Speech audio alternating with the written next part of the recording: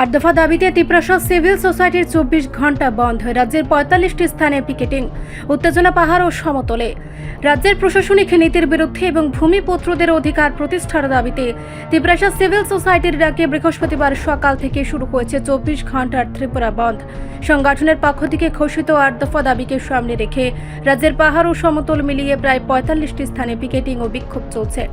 বন্ধের সবচেয়ে বেশি প্রভাব পড়েছে হাতাইকতুর পাহাড়ের চন্দ্রসাধুপাড়া, মুঙ্গিয়াকামী বাজার ও মুঙ্গিয়াকামী রেল স্টেশন এলাকাগুলিতে।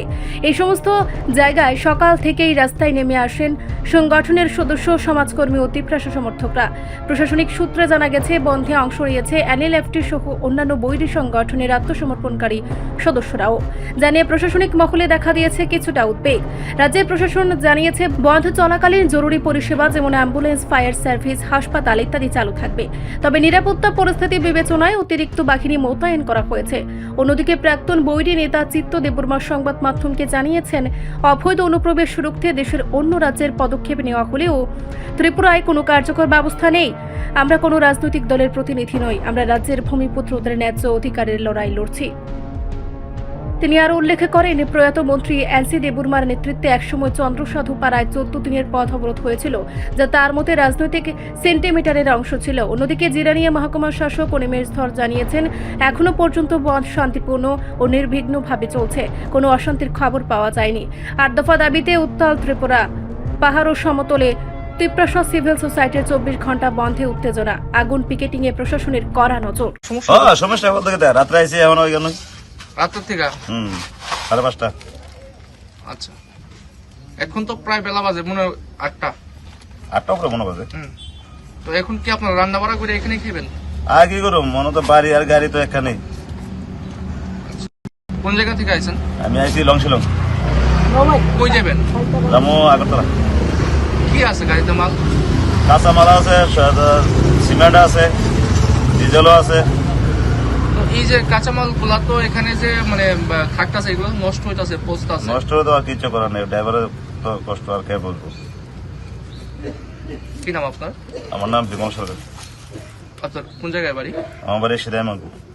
আচ্ছা, তো কি মনে করতেছেন এই যে বন্ধ, এটা কি মানে মানুষজনের মানে ভালোর জন্য হইতাছে না আলটিমেটলি মানুষের মানে ক্ষতি হইতাছে এই বন্ধ? যারা ডাকছে তারা লাগে ভালো, আমার লাগে তো কষ্ট না। প্রণাম জানাই। তো আজকের যে স্ট্রাইক, এটা মূলত আমরা 8টা দাবি নিয়ে করছি।